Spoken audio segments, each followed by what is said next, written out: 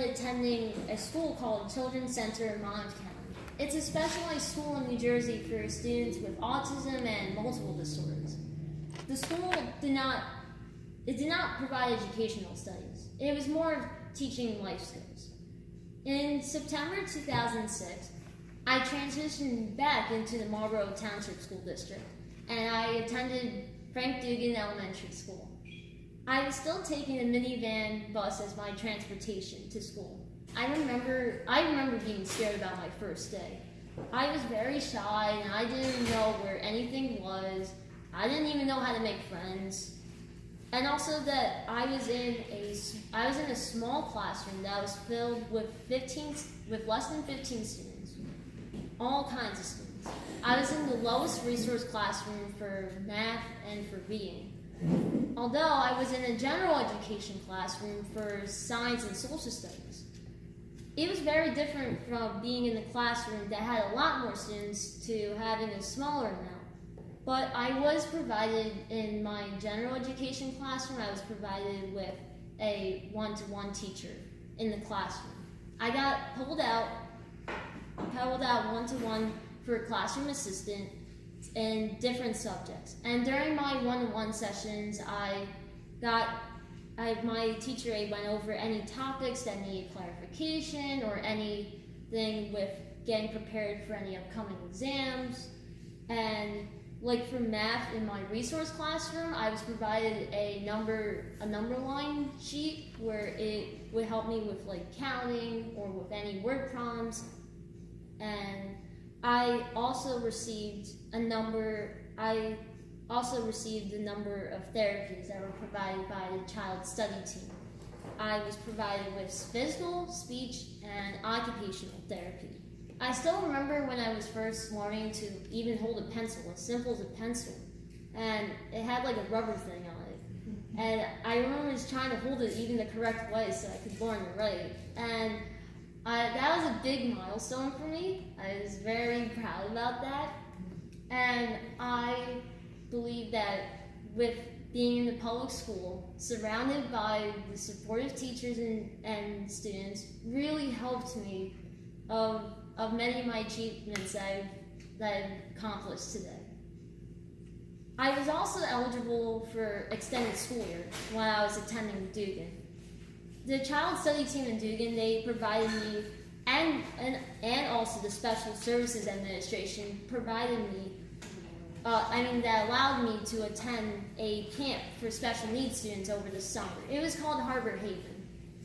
And I went there because since there was no appropriate summer school accommodations for me back then in the district. So parents, always ask your child study team about extended school year and other possible options for your child. When I was going into 4th grade, I was transferred to Robertsville Elementary School. I had the same teacher, which was Miss DeWanger, and all the same accommodations, such as with sitting in front of the classroom too, so that way I was able to focus. But our class had to move from Dugan to Robertsville because of space issues. So it was definitely a challenge for me trying to adjust to a whole new school again. But I got through it through the support of my family and teachers. I stopped having physical therapy and occupational therapy when I was in 4th grade. I improved so much that at this point I only needed speech therapy. I knew I was improving because I was getting better at pronouncing words more clearly as one way. And then after my elementary school years ended, I attended Marlboro Middle School. It was the first school I ever attended with my siblings. I finally started taking the big bus with the other neighborhood kids. I was so excited going on the big bus. Middle school, it was a big adjustment for me though. I struggled in sixth grade with things like even as simple as using a locker. I had difficulty opening my locker since it was a combination lock. I used to get so frustrated about it. I told my parents, and we talked to the school's child study team, and accommodations were made for me, to use a key to open my locker instead of using accommodation. So I used the key for my locker throughout my middle school years. It made me feel better and less anxious. I want to let everyone know that do not be afraid to ask for accommodations for anything, even if it's as simple as as getting a key for a locker. I was showing so much improvement in school that even my mom signed me up for Taekwondo classes. It turned out to be my favorite activity of all time. It showed me I was able to perform just like everybody else. And successfully, that I earned my black belt when I was 10 years old. And it showed that having autism did not stop me from earning my black belt. Today, I feel so strong and more confident in life because I had the opportunity to do something like everyone else. Throughout middle school, I continued to receive accommodations like speech and having a teacher's aide in the classroom. In 6th grade, I attended all resource classrooms in all subject areas: math, reading, science, social studies. In 7th grade, I moved up for the first time in math into a general education classroom with a teacher's aide. My teacher aide was there to assist me for any clarification. All I had to do, really, even as simple as raising my hand, then the teacher aide would be there for me.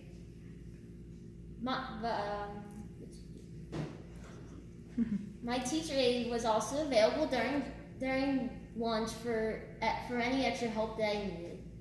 And by 8th grade, I moved up to all general education classes for all subjects: math, reading, science, and social studies.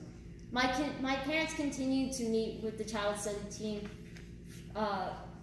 for once a year to go over my progress and review my accommodations I need. One of my modifications that I received was that I got extra time on tests, and to have 2 choices on multiple choice tests instead of having 4. It made it a lot easier for me, memory-wise. And I also was allowed to have test questions read out loud to me. If I didn't get it the first time, that way I got more information to process.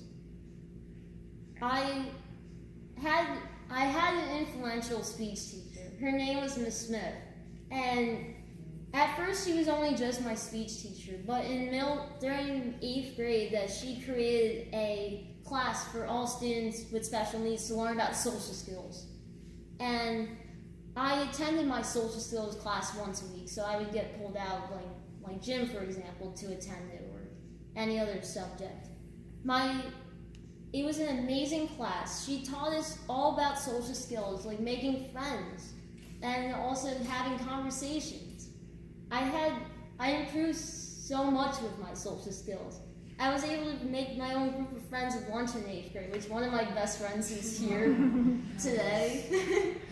And they're still my best friends today. It helped me so much because I got to learn how to be around people in various situations. And then after graduating middle school, I attended Colts Neck High School. I received a sibling waiver to attend Colts Neck since my older sister was a student there. My parents thought it was a good idea for me to go to school with someone that could help me whenever I needed, and that's why I went with my sister. My first month in school as a freshman was very difficult, though. It turned out that my school had never received any of my IEP files, and they had no idea that I was classified and needed special accommodations and modifications.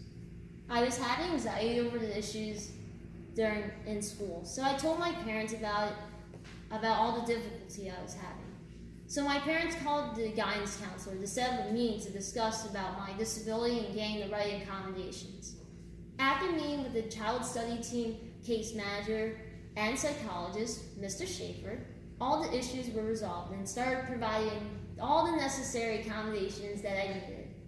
My first month of high school proved to me that my parents are always there to support me and make sure I get the resources I needed to do well in school. During my high school years, I was still receiving speech therapy and teacher's aid and getting longer test time test-taking time as well. I always reached out to my teachers for assistance whenever I needed extra help. Being in a regular school taught me how to advocate for my own things whenever I needed, and taught me to reach out to my teachers and not to be afraid to ask for help. After overcoming my personal issues and adjusting to regular classes, in my last 2 years of high school, I decided to be a peer mentor to students with various disabilities in an after-school program called Cougar Connections. We did activities like arts and crafts and attended sports events. And why I did this is because I wanted to inspire other students as being a mentor to them and as a friend. My biggest decision came to me when I was in my senior year of high school. I made my own decision that to stop my speech therapy that I have gone since I was very young. I knew I was doing better at this point in my life, and both in communication and social skills. In addition, I knew there would be no therapies when I would start college. So I was proud to make my own decision with that, because it proved to me about becoming independent when it comes to decision making and being a self-advocate and knowing what I need. In June of 2016, I graduated from Colts Neck High School with 4 principal honors, getting straight A's, being in National Honor Society, Academic Student of the Month, and 2 awards from Senior Awards Night. And I also got to attend a leadership conference called Dare to Dream as a keynote speaker. Today, I currently attend Brookdale Community College.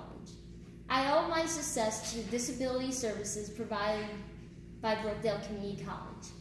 I registered through the disability services with the case manager, Ernest Overson, and I chose what accommodation met my needs. My accommodations are listed on the form that's called an alert form. And I give this alert form to every class that I'm taking. I give it to my professors, and I talk with my professors like either before class starts or after class in the beginning of the semester. And with Brookdale, what's awesome about Brookdale Community College is that they offer students with special needs a vocational program called Catch, and that students could get job career experience while also getting classroom experience at college. Parents, encourage your child to go to college. There are so many programs and resources for your child so they can succeed in college and for their future. Lastly, I want to share today that I drive, I attend college, and I have a part-time job as a teacher assistant for the before and after care program called Champions. I would not be here speaking to all of you today if it wasn't for the support of my parents, my family, and the great school system. To all the families and teachers and parents, do not give up. Good things can happen for your special child or student. Thank you for all the support and have a great day.